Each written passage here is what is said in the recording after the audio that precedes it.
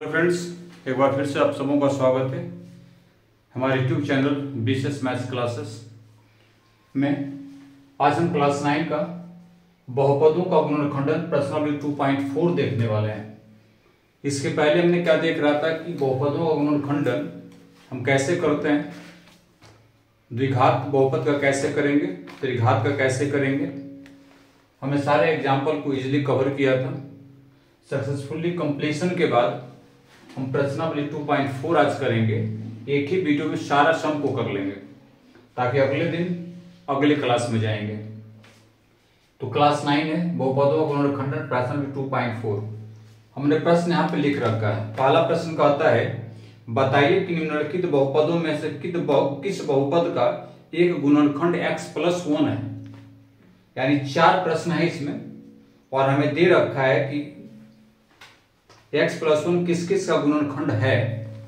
तो ये तो अजली लिख दिया है, तो हम लिखेंगे चूंकि हमारे पास ये इसके बारे में बोला कौन किसका गुणनखंड है, तो इसका शून्यक निकालेंगे तो ये आ गया। यानी कि x+1 का शून्यक -1 है। ये तो क्लियर हो गया। अब लिखेंगे अतः माना कि P of x equal to x³ plus x² plus x+1। तो इस आधार पर हम क्या देखेंगे कि हमारा P of -1 x से -1 रख देंगे और इसको सॉल्व करेंगे। 1 का स्क्वायर वो हो -1, फिर -1 प्लस 1 क्या आ जाएगा।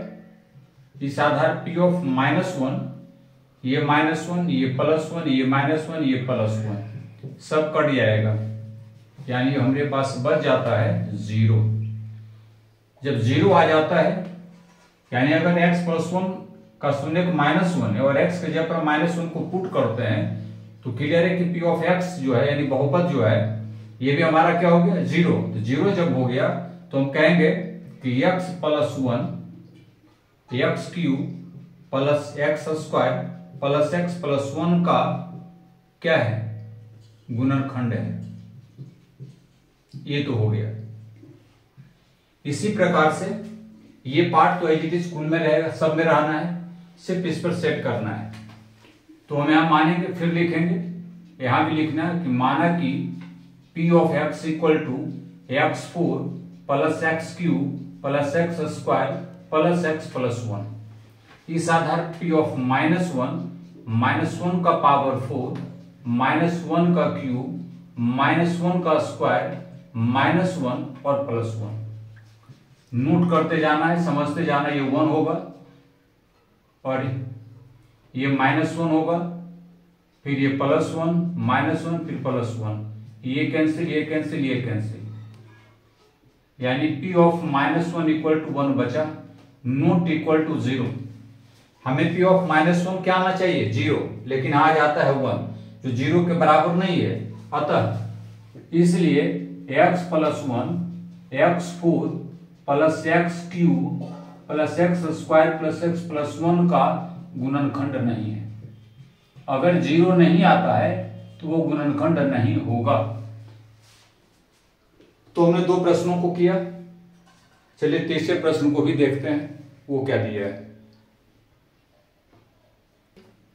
चलिए अब इस सवाल को देखते हैं। जो लिखा हुआ था वो तो था ही, हमारे पास जो दिया हुआ था ये तो पहले सवाल का। यहां भी इसी तरह क्वेश्चन तीसरा मैंने लिखा कि x का पावर 4 प्लस 3x का cube plus 3x² plus x+1 ये हमारे पास बहुपद दिया हुआ है। तो इसको मान लीजिए, माना कि P of x equal to x4 3x³ 3x² plus x+1। इसलिए हम P of -1 का इस्तेमाल करेंगे, x इक्वल टू -1 जो शून्यक। इसलिए इसको हम लोग यहाँ पे क्या करेंगे पुट करेंगे और फिर हम सॉल्व करेंगे और ये आ गया। अब यहाँ पे लिखेंगे इस तरह से, -1 का पावर 4 नेगेटिव नंबर है, पॉजिटिव पावर है +1 प्लस ये क्या आएगा 3 इंटू -1 प्लस 3 इंटू 1 फिर प्लस -1 प्लस 1 सॉल्व करेंगे, प्लस माइनस प्लस दिमाग में रखना है। 1 -3 + 3 -1 + 1, 3 कैंसिल, -1 + 1 कैंसिल, यानी हमारे पास जो बचा है वो 1, ये नॉट इक्वल टू 0। अतः x + 1 इसका जो बहुपद है x4 + 3x³ + 3x² + x + 1 का गुणनखंड नहीं है। सब इसी तरह हम लोग बनाएंगे। अब हम जाए इसमें चलते हैं, इसको भी लिख लीजिए। माना कि p of x = x³ - x² - 2 + √2 × x + √2। Value रखिए p of -1 -1 का क्यूब -1 का स्क्वायर -2 + √2 -1 + √2 क्या आता है देखते जाएंगे। p of -1 ये आएगा -1, ये भी आ जाएगा -1, क्योंकि minus minus plus, plus into minus minus, minus यहाँ और माइनस यहाँ +2, फिर ये प्लस इंटू माइनस माइनस √2, फिर प्लस √2। अब आप देखिए क्या आता है, ये दोनों ऐड करेंगे -2 + 2 -√2 + √2, ये कैंसिल ये कैंसिल ये कैंसिल, यानी हमारे पास ये आ गया 0, तो 0 आ ही गया। अतः x + 1 x³ - x² - 2 + √2 × x + √2 का गुणनखंड है, बन गया। तो इस तरह हम सवालों को सॉल्व करेंगे। बहुत आसान है, कंसेप्ट क्लियर होना चाहिए, उसके बाद ये बन जाएगा। चलिए इस सवाल को देखते हैं। क्वेश्चन में दिया है कि गुणनखंड प्रमेय लागू करके बताइए कि निम्नलिखित स्थितियों में से प्रत्येक स्थिति में g of x px का गुणनखंड है या नहीं। सेम भी बात है, ये इसका गुणनखंड है या नहीं, ये लागू करना है। तो सबसे पहले हम क्या करेंगे, शून्यक निकालेंगे। किसका? हम पहले ये निकालेंगे, चूंकि g of x = 0 और इसलिए x + 1 = 0 और x = -1। अब यहाँ समझने की बातें हैं, ठीक ना, समझने की बात। x + 1 p of x का गुणनखंड होगा यदि p of -1 = 0 हो जाएगा। यही समझना है, क्या हो जाएगा, p of -1 0 हो जाएगा। इस आधार पे हम इसको बना सकते हैं।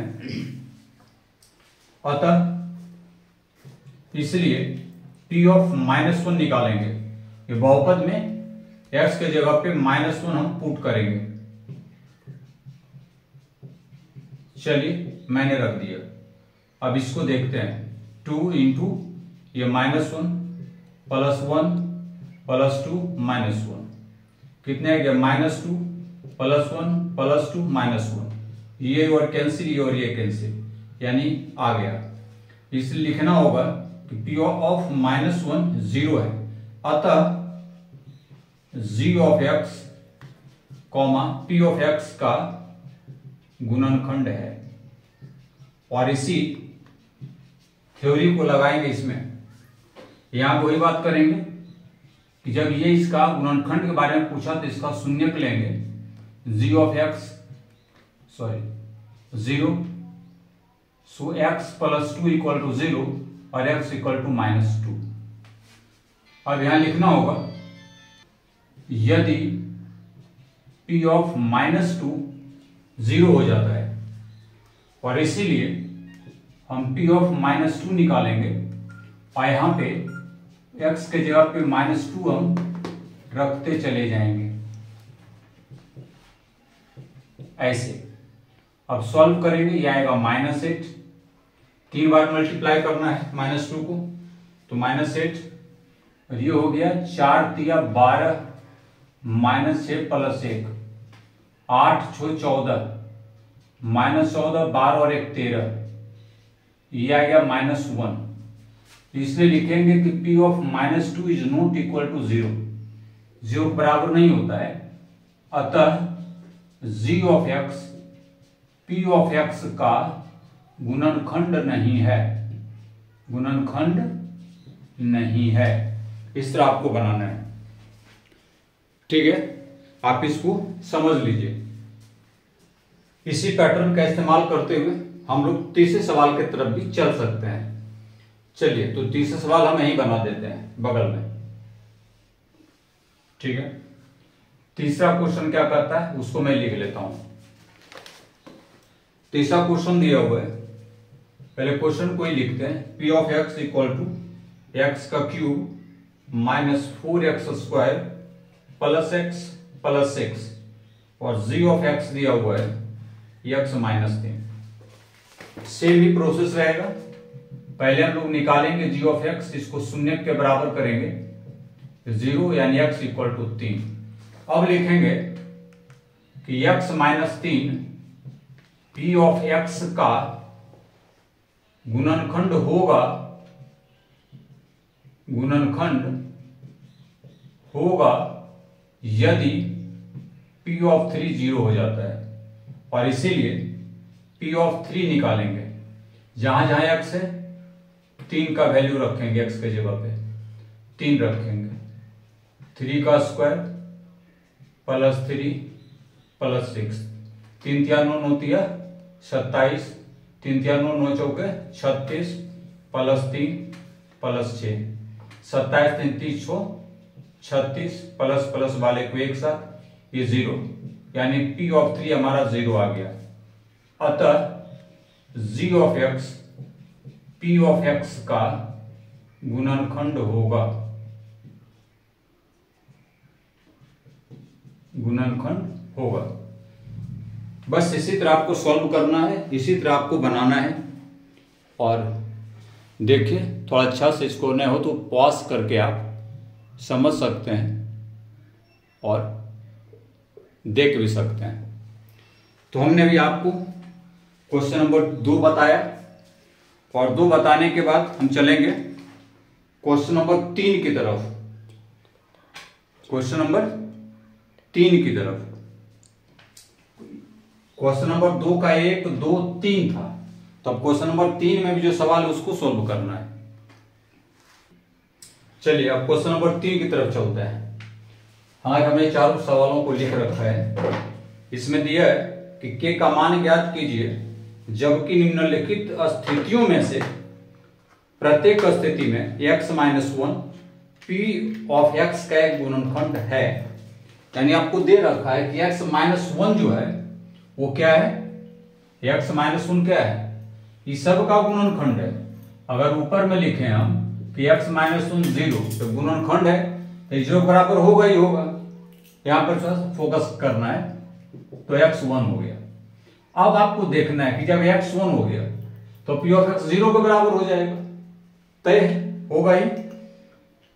इसलिए हम लिखेंगे यहां पे कि p ऑफ x 0 के इक्वल होना ही होना है।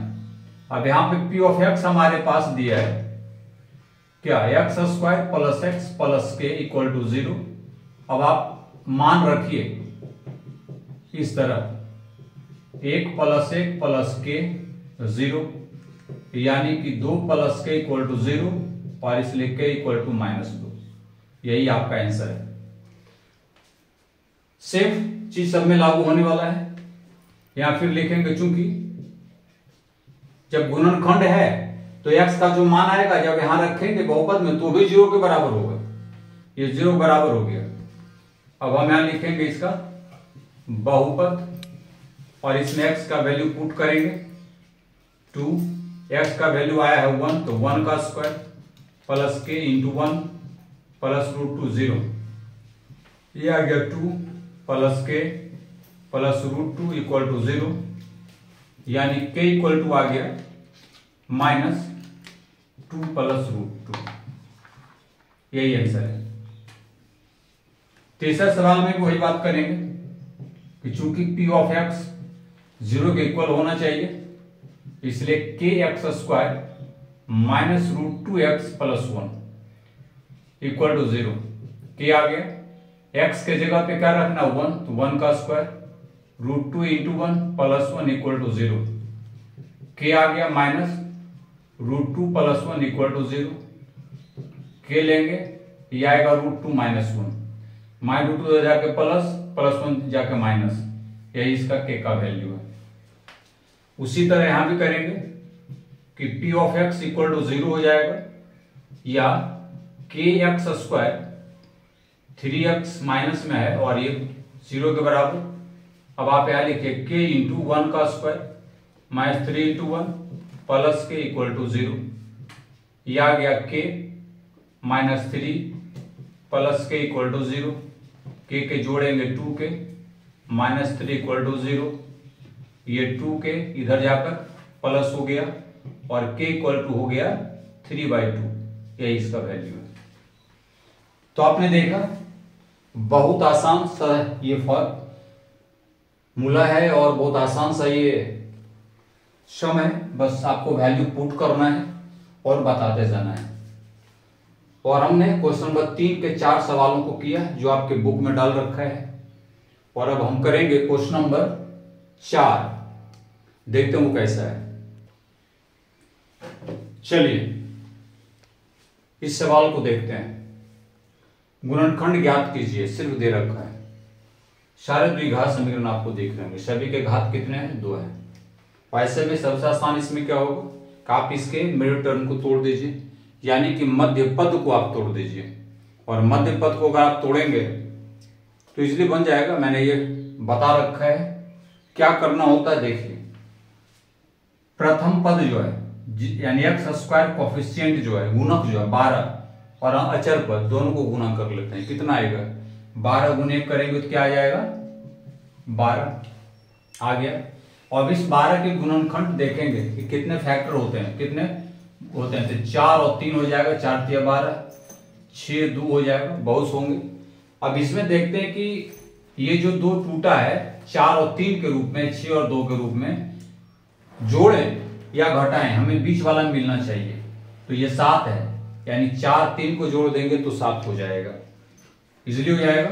तो चलिए इसी पैटर्न को लेते हैं, varx², इसको हम 4 + 3 लिखते हैं, और ये आ गया हमारा varx², इसको कर देंगे -rx plus minus minus 3x + 1। अब ये दोनों में कुछ कॉमन है और इसमें कॉमन है, ये दोनों में 4x कॉमन है, कर देंगे। जब 4x इससे निकलेगा तो 4 तिया 12 और x, और ये बचेगा 1। इसमें 1 कॉमन नहीं कुछ है तो 1 कॉमन है, 3x लिखाएगा, और चूंकि माइनस वाले तो अंदर में प्लस है तो माइनस हो जाएगा। अब ये दोनों ब्रैकेट में सेम आ रहा है, तो सेम आ रहा तो सही है। अगर ये दोनों नहीं आ रहा है, समझेंगे कि मेरा गुणनखंड करने का तरीका बिल्कुल गलत है। अब एक ये हो जाए और एक ये दोनों को मिला के लिख देना है, 4x - 1 और एक आ गया 3x - 1, और यही हमारा रिक्वायर्ड आंसर हो जाता है। बराबर देते चले जाइए। चलिए इसी तरह इसको देखते हैं। ये आता है 6 × 6 यानी 36। 36 को 2 फैक्टर में तोड़ेंगे, कितने में? मान लो ये 9 और 4, और भी टूट सकता है, 4 9 12 3, बहुत है। लेकिन हमें फिर देखना क्या है कि 5 आना चाहिए, जोड़े या घटाएं तो 5। इसमें कौन सा टर्म होगा, यानी 9 में 4 घटा देंगे तो 5 आ जाएगा, तो आ गया, तो बस इसी को ले लेना है। लिखिए 6x² प्लस 9 - 4 कीजिए, तो 9 - 4 5 हो गया। ये 6x² प्लस 9x - 4x - 6, ऐसा कर देंगे। अब आप देखिए दोनों में कुछ कॉमन दिख रहा है, 3 कॉमन होगा, 3x, इसमें बचे 2x, इसमें बचे 3, -2 कॉमन, 2x + 3, 3x - 2 और 2x + 3, यही इसमें आंसर आपको मिल जाएंगे। इसी तरह इसमें भी करेंगे, बात सेम है, सिर्फ प्लस माइनस का फर्क है, लेकिन क्वेश्चन तो सेम लिखा चला गया। ओहो, ये 3 नंबर सवाल था। चलिए इसको 3 बना दीजिए, और हमने थोड़ा गलती लिखा है, 2x² + 7x + 3, 2x² + 7x + 3, 2 और 3 को गुना कीजिए, कितने आ गए? ये आ गए 6 को 2 पार्ट में तोड़िए और इस कदर तोड़िए कि जोड़े तो इतना आ जाए, तो 1 गुने छो करेंगे छो ही होगा। तो इसी कंसेप्ट को लेकर आगे बढ़ जाते हैं कि 1 + 6 × x + 3 कर देंगे, यानी 2x² + x + 6x + 3। ये दोनों में कॉमन क्या, और ये दोनों इसमें x कॉमन है, बाहर कर दीजिए तो 2x + 1 होगा। इसमें 3 कॉमन है दोनों में, तो 3 × 2 = 6, 2x बचा और इसमें 1 बचा। ये आ गए x + 3 और ये आ गए हमारे 2x + 1। तो इस तरह से हम इसको सॉल्व करेंगे और यही हमारा रिक्वायर्ड आंसर हो जाता है। अब जाए इसको देखते हैं कि 3 × 4 करते हैं तो 12, 12 का 2 पार्ट वही होगा, 4 3 होगा, 6 2 होगा, और बहुत सारे हो जाएंगे। बट घटाने और जोड़ने के बाद सिंगल आना चाहिए, सिर्फ x। तो 4 में 3 घटाएंगे 1 होगा। इसी कंसेप्ट को लेते हैं 3x² - 4 घटाओ 3 × x -4, ये आ गए 3x² -4x और minus minus plus 3x -4। Arrange कर लीजिए तो और आसान हो जाएगा। 3x² + 3x -4x -4, 3x common है इस दोनों में, तो इसमें x बचा, इसमें 1, इसमें 4 कॉमन है, तो x + 1 कितने आ गए 3x -4 और ये आ गया x + 1। ये हमारा रिक्वायर्ड आंसर हो गया गुणनखंड का।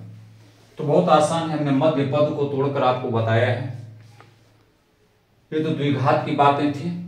अब इसके बाद हमारा 5वां नंबर सवाल शुरू होता है। देखिए ये सवाल बोलेंगे सर ये सवाल त्रिघात का है, क्लियर है, घात 3 है, 4 टर्म्स है इसमें। हालांकि मैंने पीछे वाले वीडियो में आपको विस्तार से बताया था, लेकिन यहां इसको बनाएंगे।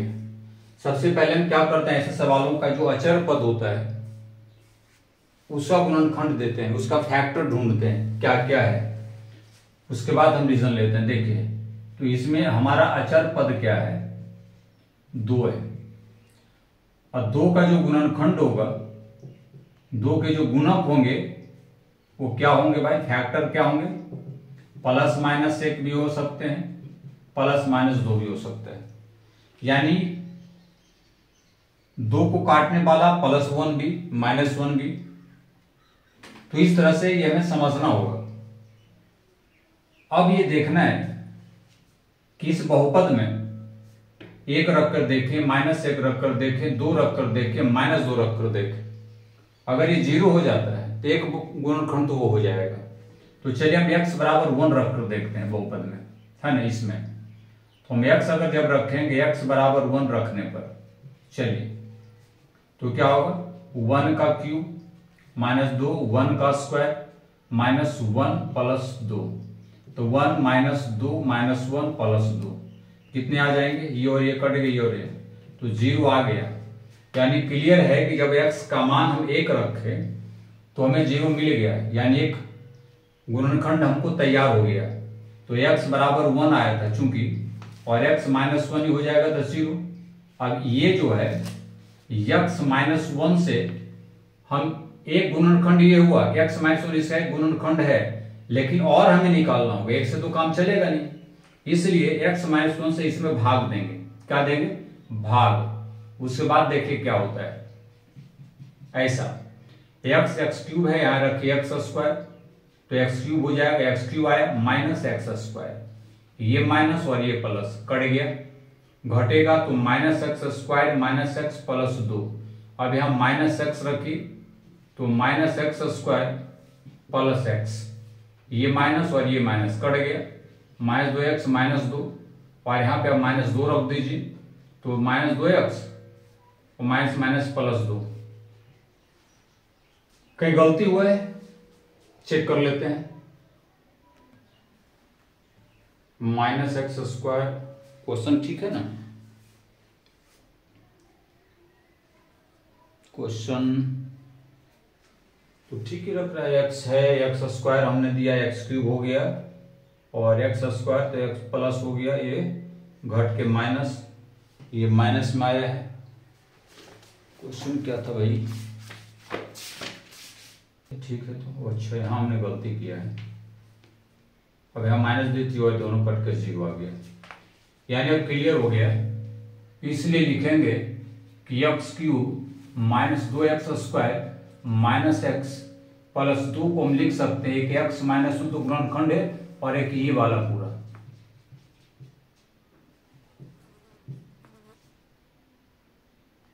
दो है।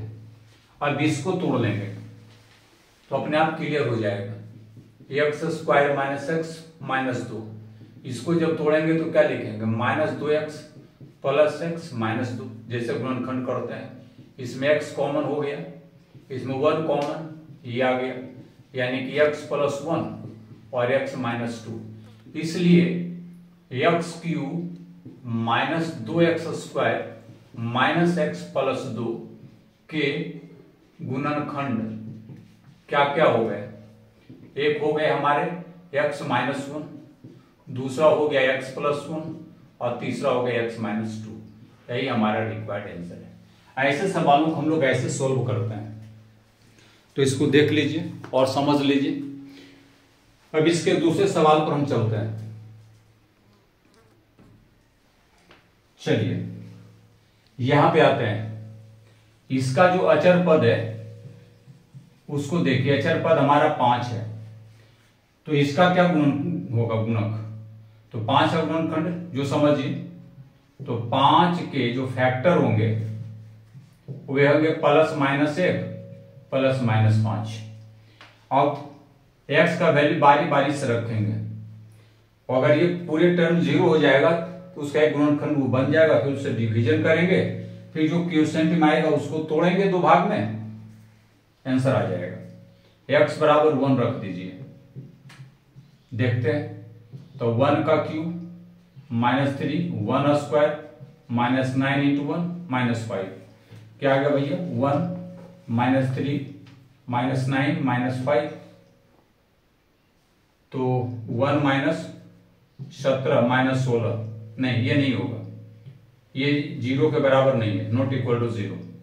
x बराबर -1 रख के चेक करते हैं, क्या आएगा, -1 का पावर क्यूब -3 -1 का स्क्वायर -9 -1 -5, तो ये -1, ये आ गया -3, ये +9, ये -5, 5 3 8 1 9, -9 +9 कट के 0, यानी कि ये तैयार हो गया।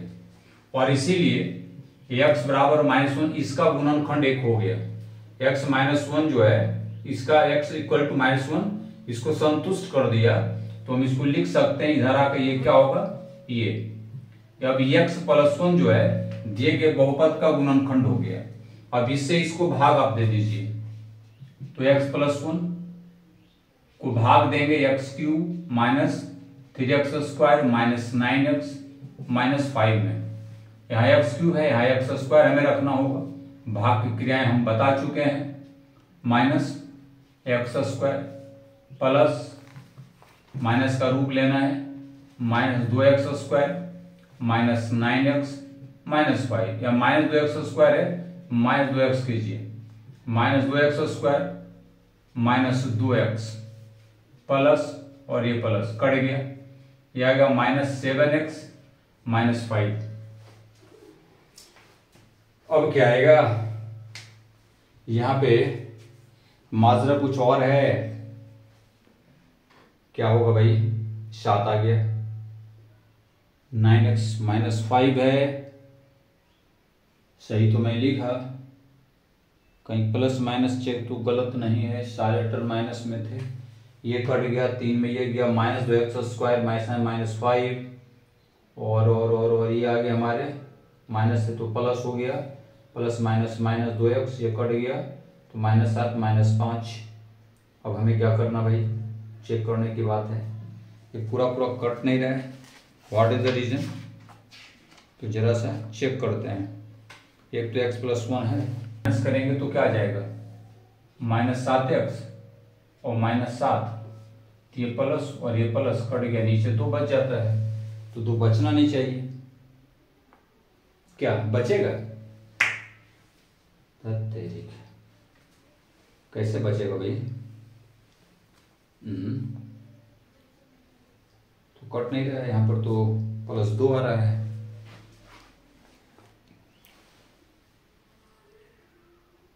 चलिए थोड़ा सा मिस्टेक था, उसको मैंने सुधारा है। और यहाँ -5 लगाएंगे तो -5x -5, चलिए ये दोनों कैंसिल हो गए, 0 बचा। अब हम लोग क्या लिखेंगे, वही पैटर्न पर चलेंगे जो मैंने सीखा है।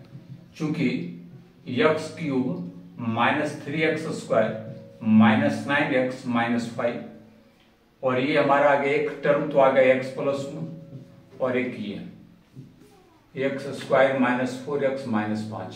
अब इसको हम लोग निकालेंगे, चूंकि x² -4x -5 को तोड़ेंगे, x² -4x आना चाहिए। तो कैसे आएगा, 5 में घटा दीजिए, यानी 5 घटाओ 1 × x -5, और ये आ गया -5x, ये आ गया +x, ये 5। इसमें x कॉमन है, x -5 रखिए, इसमें 1 कॉमन है, इसमें ये आ गया, यानी कि x+1 और x -5। इसीलिए x³ -3x² -9x -5 के जो गुणनखंड है उसको हम लोग एक जगह लिख देंगे। गुणनखंड क्या हो गया, पहला हो गया x+1, दूसरा हो गया फिर x+1, और तीसरा हो गया x -5। तो यही इसका तरीका है। उम्मीद है आपको पसंद आया होगा, और ऐसे सवालों को हम लोग इजीली करते हैं, और थोड़ा सा कंसेप्ट बेस्ड है, इसलिए देखिए। और एक चीज हमें नोट करना है कि हमने क्वेश्चन नंबर 5 का 1 और 2 तो बना दिया, कुछ होमवर्क के तौर पे मैं आपको इसी का बताता हूं कि क्वेश्चन नंबर 5 का 3 और 4 नंबर जो क्वेश्चन है, आप उसको इसी तरह से करके बताएंगे बनता है कि नहीं। और अगर नहीं बनेगा तो हमें कमेंट कीजिएगा, मैं वो भी आपको बता दूंगा। तो ये बहुत अच्छा सा एक्सरसाइज था, यही कंसेप्ट बेस्ड था। अब इसके बाद भले हम कुछ दूसरा जाएंगे चैप्टर में, तो नए नए कंसेप्ट उभर कर सामने आएंगे अलजेब्रा का, लेकिन यहाँ तक जो था वो बहुत अच्छा था, और हमें उम्मीद है कि आपको हमारा वीडियो पसंद आया होगा। आप देखें, समझें, कुछ क्वेरी हो तो हमारे कमेंट बॉक्स में कमेंट ज़रूर करें, और अच्छा लगे तो लाइक शेयर और सब्सक्राइब ज़रूर कीजिएगा, जिससे मोटिवेशन मिले। और हाँ, अपने दोस्तों को भी शेयर कर दीजिएगा, क्योंकि प्रश्नावली 2.4 निकल चुका है। एक प्रश्नावली और इस चैप्टर में है, चैप्टर 2 में, वह है प्रश्नावली 2.5। फिर हम लोग चलेंगे नए चैप्टर की तरफ। तो हमने तो अपना दायित्व निभाया, अब आपकी बारी है, आप अपना दायित्व निभाइए और लगे रहिए, मेहनत करते रहिए, हम साथ साथ हैं। ठीक है, तो धन्यवाद।